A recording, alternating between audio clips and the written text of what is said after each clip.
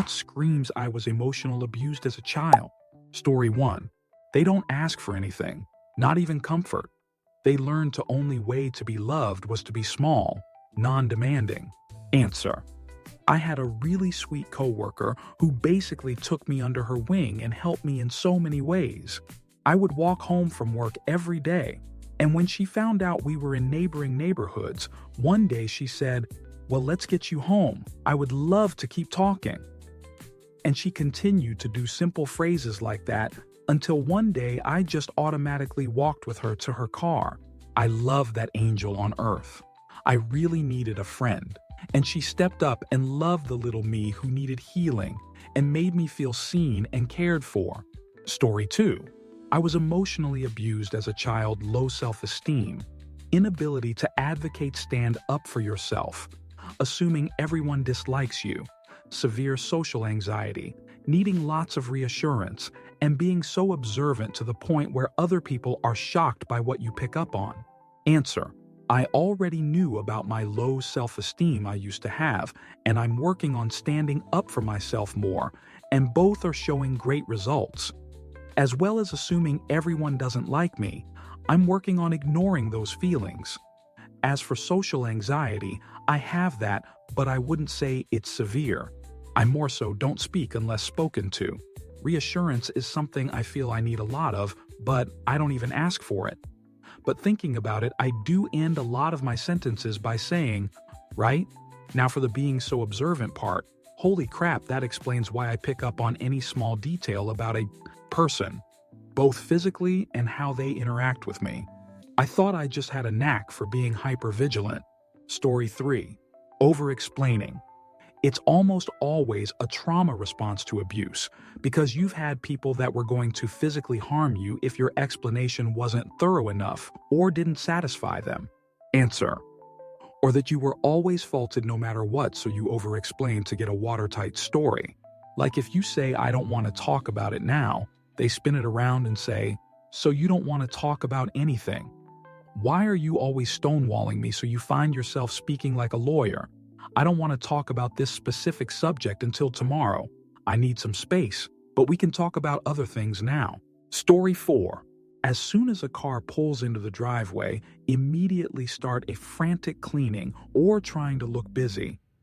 Not being occupied with something that improves family life was grounds for punishment. Answer. I leap off the couch and scramble to find something to clean or fix or be seen doing whenever I hear my wife coming down the stairs. The thought of being seen not doing something is absolutely terrifying in a way I really don't think most people can appreciate. This is like the kind of fear you get when somebody pulls a knife on you late at night in a dark and isolated place. I'm not exaggerating. It's that level of life and passing fear. Story 5. Running anytime emotions are mentioned. I refuse to cry in front of others. I was so used to my tears leading to bigger problems, I still struggle to express myself even to my therapist. Story 6. Finely tuned empathy. You're constantly trying to gauge everyone's mood to figure out if a blow-up is imminent. Story 7. Inability to be at ease with other people's emotions. If someone's mood shifts around them, their hypervigilance is triggered, and they often assume they did something wrong. Story 8. Constantly apologizing to my boyfriend for things that don't warrant it. Cringing if he closes the cupboard doors a bit too hard. Answer.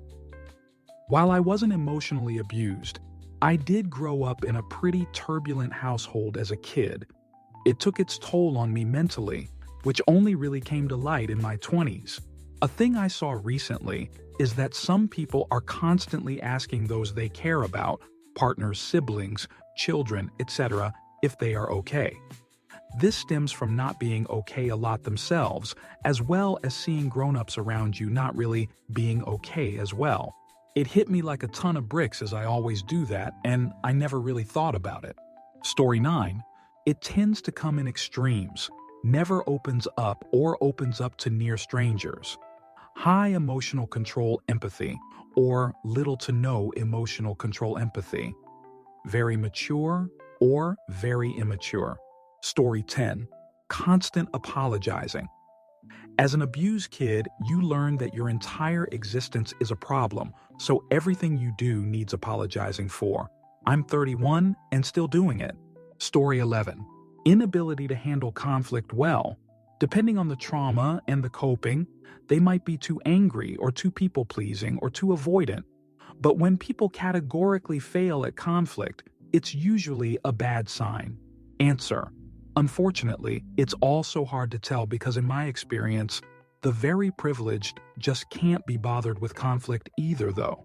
They'll just quit or leave, hang up mid-conversation, blow up out of nowhere because they don't know how to have a conversation without feeling they've won, because of course, they feel like they shouldn't ever encounter something they don't like.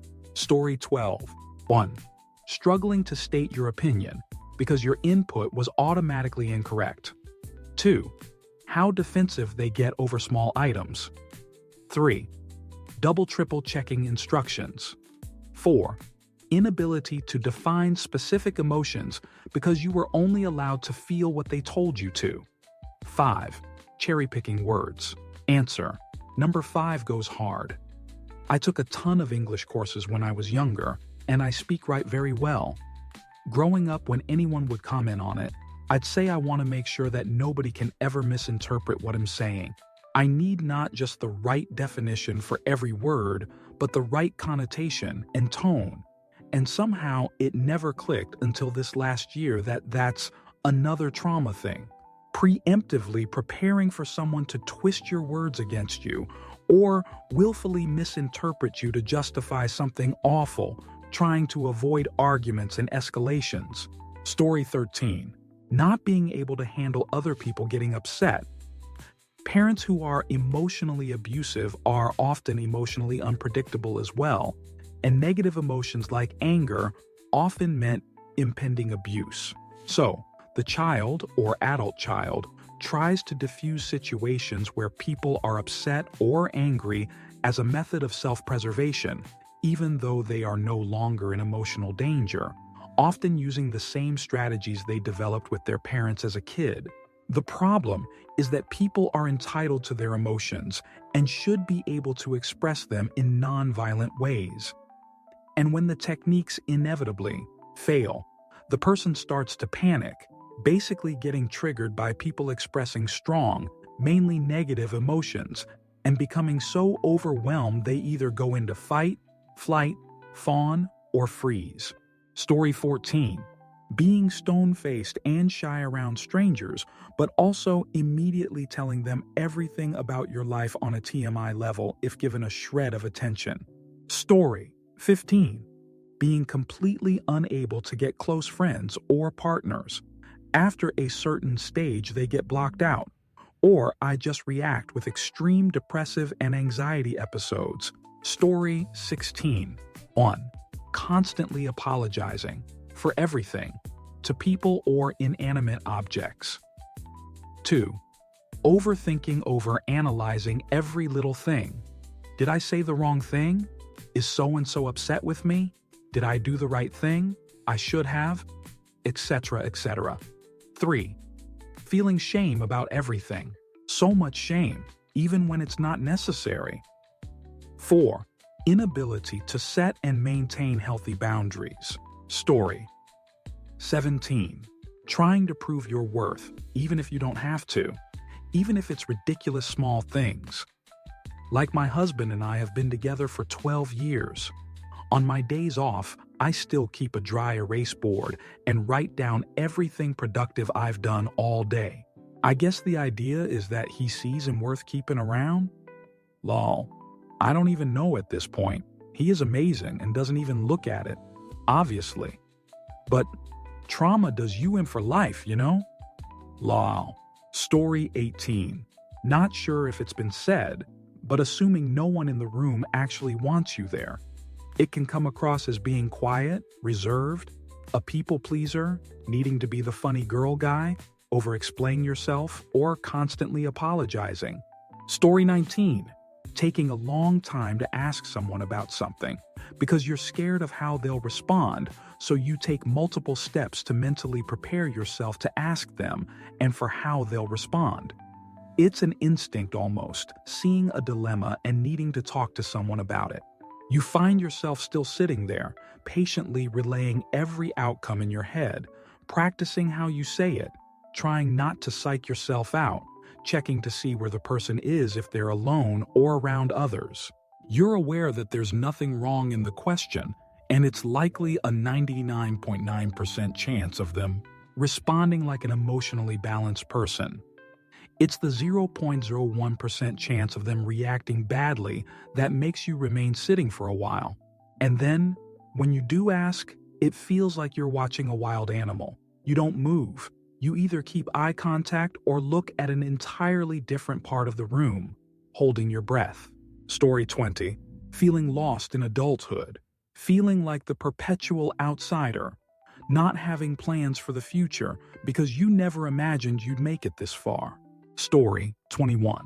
Extended internal conversation. Planning out conversations, rehearsing answers and questions, even ordinary ones. Story 22.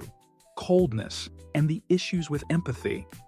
You turned off, buried, your ability to feel pain, so treating others as you want to be treated means you can be incredibly mean, inconsiderate, and cruel. It wouldn't bother me. Why are you upset? Never taught how or given as a child, so unable or extremely difficult to empathize, likely unable to know the meaning beyond the definition from a book. Taking everything literally because they're always in problem-solving survival mode. Frustrated from constantly feeling misunderstood while being unable to put things into words, resulting from being so disconnected from themselves. Answer: thanks for putting this into words. I had a talk with a friend recently who grew up neglected and thinks he is a narcissist because he lacks empathy. This reminds me so much of it. But how are you supposed to be empathetic with others when you were not treated with empathy and learned what it feels like? It is like a receptor that was never stimulated, so you don't know you have it and others have it and like it being stimulated. Story 23.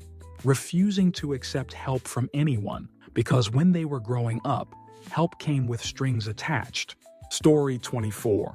Being afraid to speak up about your interests out of fear of the other person judging and making fun of said interests as they don't like the same thing.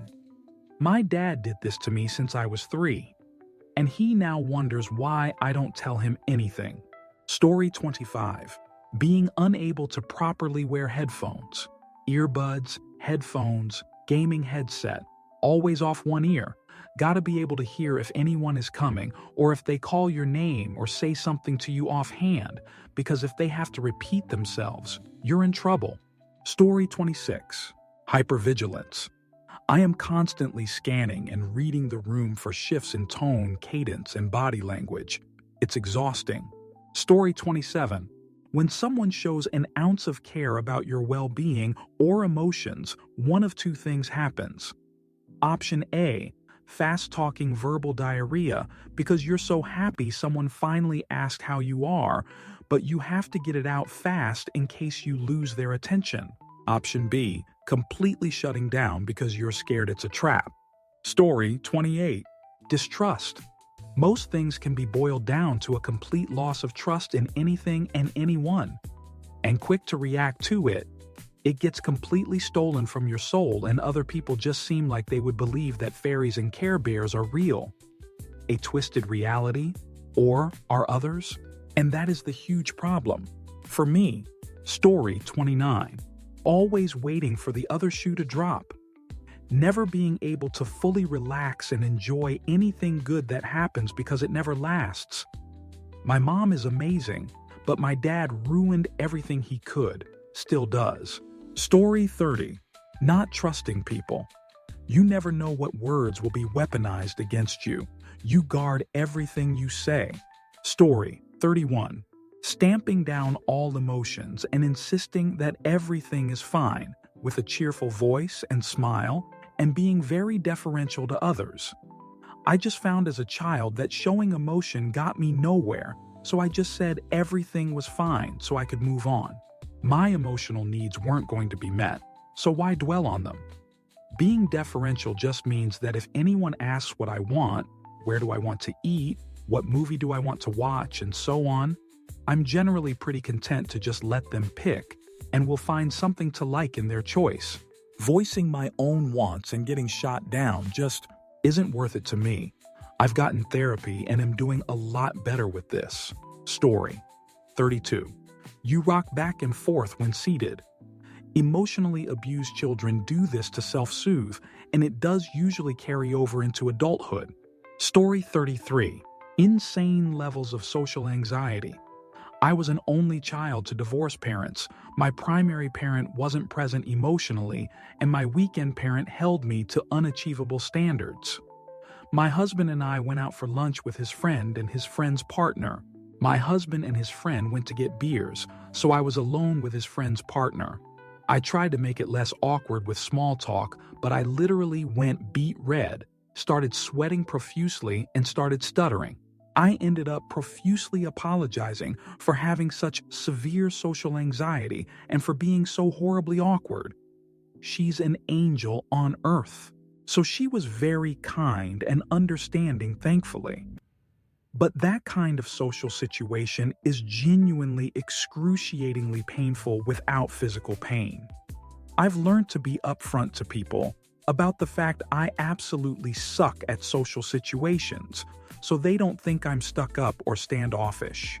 My brain just has every red alert alarm bell ringing, and it translates to a slightly angry, confused facial expression while I stutter about the weather. Story 34. Taking care of others, never really looking out, thinking about how to take care of yourself to fulfill a need of being useful. Not belonging, not wanted, but useful. People who are extremely quiet or rarely talk. Story 35. Hyper-independency. You have to become everything for yourself when you don't have someone to lean on. Story 36. Having my husband and friends believe me when I say something I saw or feel. I saw a large owl swoop down over my car when I was driving home at night, and when I told my husband, he was as excited as I was, which felt strange. I half expected him to downplay it or tell me I was mistaken, even though he has never done that. He always instantly believes me when I feel sick or have a headache, even though I can't prove it. After being ignored or belittled or disbelieved until I got married at 22, I still expect people to make me prove my experiences or feeling. I still feel grateful when I am believed, which is such a messed up response since I have a great husband and friends for the past 43 years, but still have that moment of doubt when relating my experiences. Our early years indelibly shape our responses to others, and it never fully goes away. Story 37. Constantly feeling like an inconvenience, as if your presence, needs, or feelings are a burden. Genuinely believing your needs don't matter or aren't worth expressing. Instinctively reading a room or someone's mood within seconds. A skill developed from always needing to stay hypervigilant. Apologizing for everything, even when it's not your fault, and deeply meaning it every time. Struggling to say no and often defaulting to people-pleasing just to feel safe or accepted. Second-guessing yourself constantly and feeling unsure if your thoughts or choices are valid. Neglecting your own self-care, not out of laziness, but because no one ever taught you it was important. Feeling awkward or even anxious when someone compliments you, assuming they're lying, exaggerating, or just feeling sorry for you. Story 38. Tons of plastic surgery and constant nitpicking at the smallest aesthetic things. I work in an industry that's filled with women who have every surgery possible, and they're very mean to themselves. Several told me it's because their moms were very critical, emotionally abusive, and never felt accepted or good enough. It's sad, and I wish that we could be kinder to each other, especially our children. Story 39. Apologizing for everything, lack of emotional intelligence, inability to communicate displeasure, lack of empathy for what others may deem no big deal because of their own trauma, Belief that certain behaviors or ways of communication are normal. Lack of trust in yourself and others. Now, couple emotional abuse with physical and mental. Story 40. Reading through this comment section, was I okay as a kid? Like, I notice a lot of these in myself. Story 41. Asking if others are okay or if they're mad just because they haven't said anything in a little while. Source: personal experience. Story 42. I was at a small get-together, and a woman offered to get me something to eat. I instinctively told her no twice, and she laughed, gently, saying it was no bother. She brought me some food, and I almost cried. I'm a 42-year-old man. Story 43. Always waiting for the other shoe to drop. Because good things don't just happen, there's gotta be a price to pay for it. Therefore, you never really get to experience joy. Story 44. Peace makes us anxious. Basic human decency in romantic relationships can feel like gold. And the combination of those two things can lead to a constant state of whiplash between finally and how do I know? Someone who's never not exhausted. Because even if everything was right in the world, how can you ever let your guard down if you were raised with the understanding that there is no such thing as safe? Story 45. It's wild how many of us developed hyper-awareness just to avoid setting someone off, like walking on eggshells became second nature. The over-explaining thing hits hard too, because you're always bracing for that moment when your reasons won't be good enough. And yeah, the reflex to shrink yourself to avoid being a burden, that shoot sticks with you way longer than it should. Therapy helped me unlearn some of it, but darn, the echoes are still there sometimes. Story 46. Being the absolutely nicest person until I am not. I go out of my way to create a nice atmosphere, and I am super kind to everyone, until someone is extremely unfair. That's when I go into fight or flight, and it's a complete switch. I will go into extreme and sharply cut you down or simply cut you off. Also self-isolating. I protect my peace at all cost and don't have many friends and very easily distance from people. Lastly, memory loss being scatterbrained, a consequence of CPTSD. It does leave a trauma in brain. Story 47. For me, I feel like I'm responsible for everything and everyone. I have an overwhelming feeling of obligation to fix or help others, even strangers. Add to it that I'm the oldest sibling, so I've been mommy since grade school, so I find it just about impossible to shake the caregiver protector role. I'm absolutely terrible at standing up for myself, advocating for myself, or hell, even feeling like I deserve anything for myself. Forget boundaries. I also have managed to get in a stupidly high number of terrible relationships thanks to feeling too guilty to leave someone if they say they need me. Plus, I always feel like anything bad that happens to me is my fault anyway, so it's so gross to recognize all of that, like be painfully aware of it and just not be able to stop it. I'm 42, happily married to the best guy, mom to 3 amazing adults, and I still feel like I have to be everything to everyone to be worth half a cold dog turd.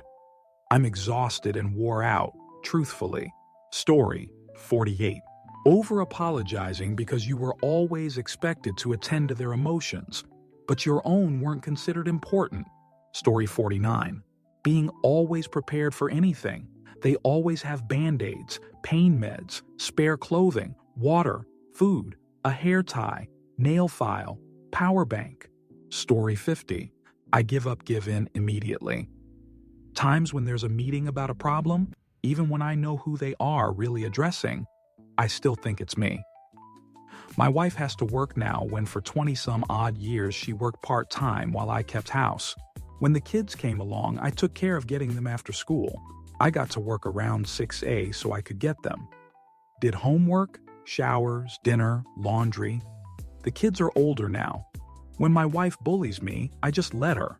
My only line is that she can get me to say whatever she wants is true, but I'll never believe it. and I will not discuss it with her. I give up. I'm mildly disabled. Walking is very tough. So I read and write. Yay! She gets the trophy. Story 51. Shutting down whenever someone expresses emotion. Dismissing everyone else's emotions. Workaholic behavior. Story 52. Apparently accepting shoot situations and your place in the world, somebody's life, for what they are instead of getting upset about them. My partner and our therapist seemed mildly horrified by it, but I kind of struggle to understand why. Like it makes no difference how upset I am about something, regardless of how unfair it may seem. Story 53. Codependency. Also can come across as extreme people-pleasing. If you're upset, then I'm going to be upset because your problems are now my problems. You need to get something done, but it's easier if I do it, so I'll do it for you. You're not happy with the things I do for you? I'll bend over backwards to do whatever you want. Story 54. Only recently in therapy did I have a realization I was severely emotionally abused up until my mom passed in 2020. I'm mid-30s now. Everyone's examples feel like a personal attack on me, lol. But it's really like, ooh, yeah, this is me coded. I'm also a nonprofit lawyer, which is an inherently adversarial process. But I also dislike conflict, but am forcing myself into it because I guess I can't stop the party. Story 55. I was neglected emotionally. I don't call it abuse, but my parents didn't know how to attend to my emotions as a kid. Story 56. I feel like a psychic the way I can read people, picking up on their patterns and predicting their behaviors. It's like I'm ruining the ending of everyone I know for myself. Like I can't stop giving myself spoilers. Story 57. I was emotionally and mentally abused, neglected by my parents. They did not let me be who I am. I let people emotionally and mentally use me. I do not let myself be who I am. I protect others before I protect myself. It's this year I started to undo this. Horrible. Story 58. Kids who are mature for their age, basically acting like little adults. Like they were never given any space to navigate age-appropriate behaviors and had too high expectations placed on them. Story 59. Me to my therapist. But really, one is that they seek constant validation. It may be voiced, or they may take a peek at the reactions of others to see if their feeling and reaction are valid. I have to ask my therapist if my feelings are okay or if I should rethink something, and he either validates me or helps me if I'm blowing something out of proportion. Their emotions are usually completely muted or outbursts, either because of what they've seen or because it's how they survived and they need to relearn emotional regulation. They may say sorry even if they've done nothing wrong, just in case, and to see if they did something wrong so they don't do it again. Or because they expect you to be angry, upset, and are getting ahead of it, trying to keep the other people's emotions pleasant because otherwise emotions are scary. Lots of other stuff, but that's off my head. Story 60. Detaching from your surroundings. Usually in very stressful situations you go into flight or fight, but if you grow up in an abusive house, the only way through was detaching from your senses. Story 61. Overly apologizing, clinging on to anyone that gives you positive attention, even when they may not be so great, and overreacting to small mess-ups are all pretty common, I feel. Story 62. Struggling to develop any kind of social relationship because you didn't have a healthy standard or even an example of how a relationship should be. Therapy helps a ton. Story 63. Not believing compliments or being able to accept them, striving for perfection but never seeing anything they do as good enough, refusing to ask for help, sees it as weakness, sees crying as weakness, punishing themselves when anything goes wrong between them and someone else, even if they weren't at fault. Story 64. Thinking everyone is mad at you because you grew up with an unpredictable parent, guardian, or romantic partner. Story 65. Always in denial about emotionally being abused BC, my parents always tried to have the best intentions and weren't obviously or directly abusive, but they handled my emotions very poorly. Emo? This thread makes me definitely think it was abuse, whether or not it was intended to be LMAO. Story 66. Being immediately defensive upon any criticism, constructive or not. My dad is still trying to unlearn this in therapy. Story 67. I've always thought of these as positive skills. Many I learned from my mom. So it was really frustrating when I finally started therapy, and my therapist started talking about trauma responses and emotional abuse. The few things I like about myself are actually symptoms, not skills. Story 68. Does being bullied as a kid count? My parents are amazing, but I was treated horribly at school until like junior year. Reading this thread, I realized I do a lot of what's stated here. Story 69. Eating to excess, even if you don't want it or aren't hungry. Plate must be cleaned, even when you're alone or in a restaurant paying for it yourself. Must you always be so wasteful and unappreciative of food someone put in front of you? Story 70. In my case, I am a loner. People I care for don't get to know I help. There are times I would love to have a warm friend, but I know better. Story 71. Oh, won't this be a list? But I'll just say, when they apologize for things they haven't done, don't need an apology. When they unconditionally, without doubt, help someone in need and think they have to do it, good side but called savior syndrome. Or when they disregard someone's need for help with the idea of their own need being greater, bad side emo, although more common. Inability to form meaningful relationships without the idea of it being a give and take, hence feeling lack of self-worth in a situation where other party actually likes them. To name a few. Story 72. The constant need to apologize, not asking for help, not saying no to most things you don't want to say yes to, only relying on yourself, only trusting yourself. Severe social anxiety, appearing small so you're not noticed, speaking quietly for a broad range of people who were, and so much more. There are so many indicators people miss that are right in front of us. Story 73. I can't keep scrolling through the responses. FK off all of you for identifying 99 of my issues. I don't want to be crying into my wine while at home alone on a Friday night.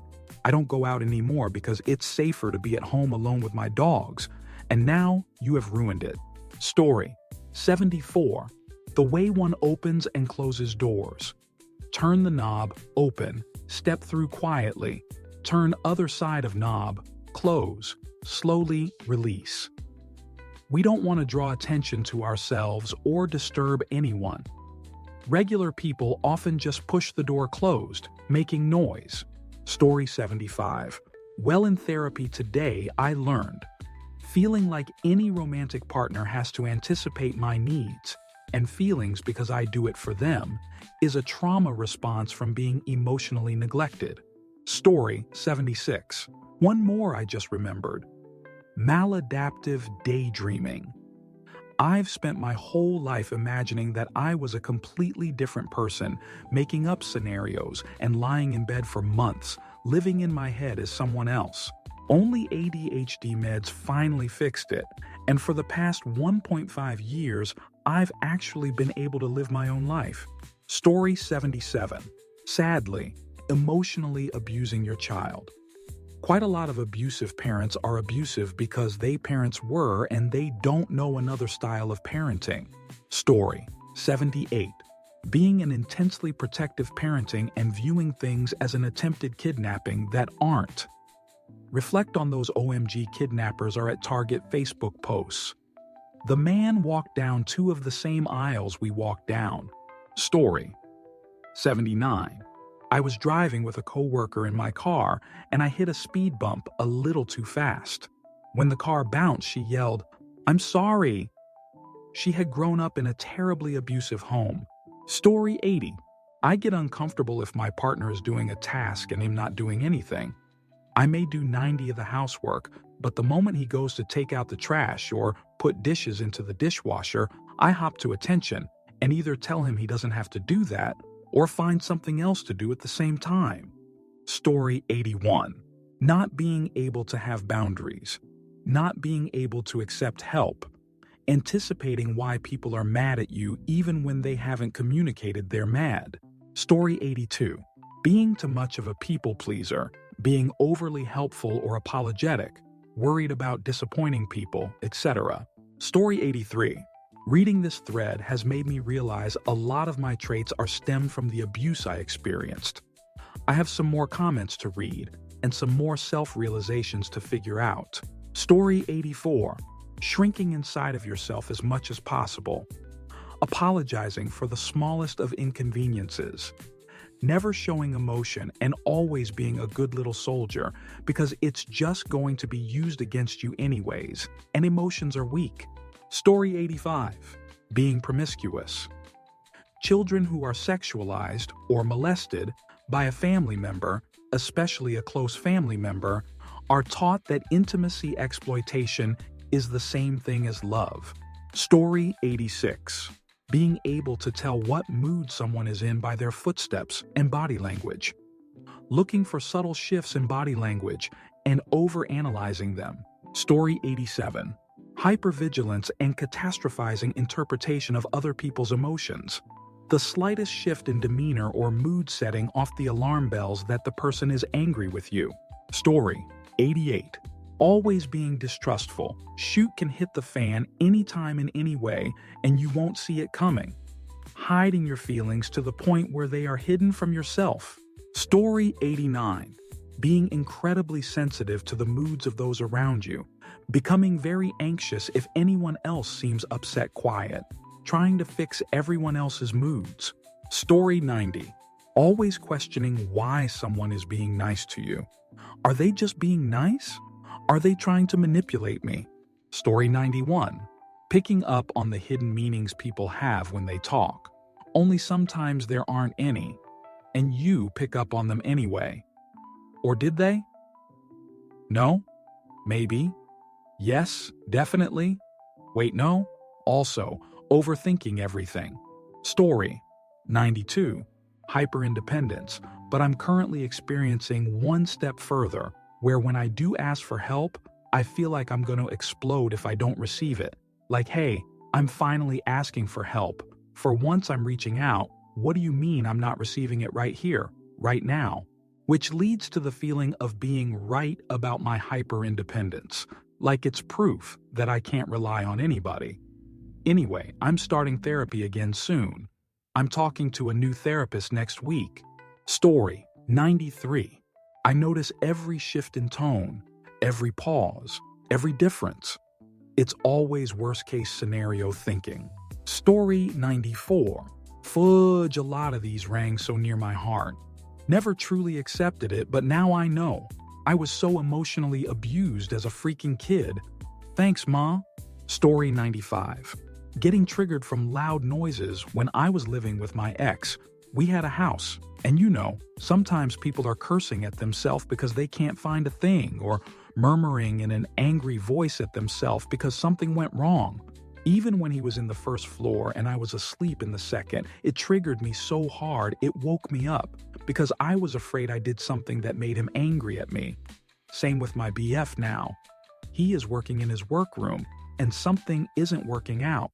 He is angry at the thing and curses or murmurs at himself, the thing. I am sitting in the living room, almost freaking out of fear I did something that made him angry, which is stupid because my brain knows it don't have something to do with me. But instinct kicks in. Story 96. Dislike being touched or hugged by friends. Startle easily when someone approaches me from behind and they touch me. Always on high alert, being vigilant for the next bad thing to happen.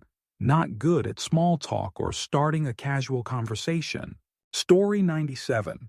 After personally experiencing this as a child, I have no self-confidence to speak of and spend all my time out in public trying to make myself as small and invisible as possible. I over-apologize for everything, and I unfortunately in the past have let people walk all over me. I find it hard to trust people and always feel like I'm not worthy of love. That's the main stuff that has affected me. Story 98. Scrolled a while, but never saw perfectionism. Can arise from a chronic distorted belief that one is never enough or good enough to receive desperately needed developmentally required care attention. Story 99. Over-explaining the smallest of things. For example, why you weren't able to pick up the phone when a person called. Also, not realizing that just feeling like not doing something that someone else wants is enough of a reason to not do it, and instead coming up with excuses that you think might seem appropriate to the other party, as you think your feelings are irrelevant and not good enough to start with. Story 100. People-pleasing. Procrastination and rewriting emails and AM text messages 2,432 times so it doesn't sound rude, pushy, happy, unthoughtful, keen, not keen, angry, sad, mean, etc. Story 101.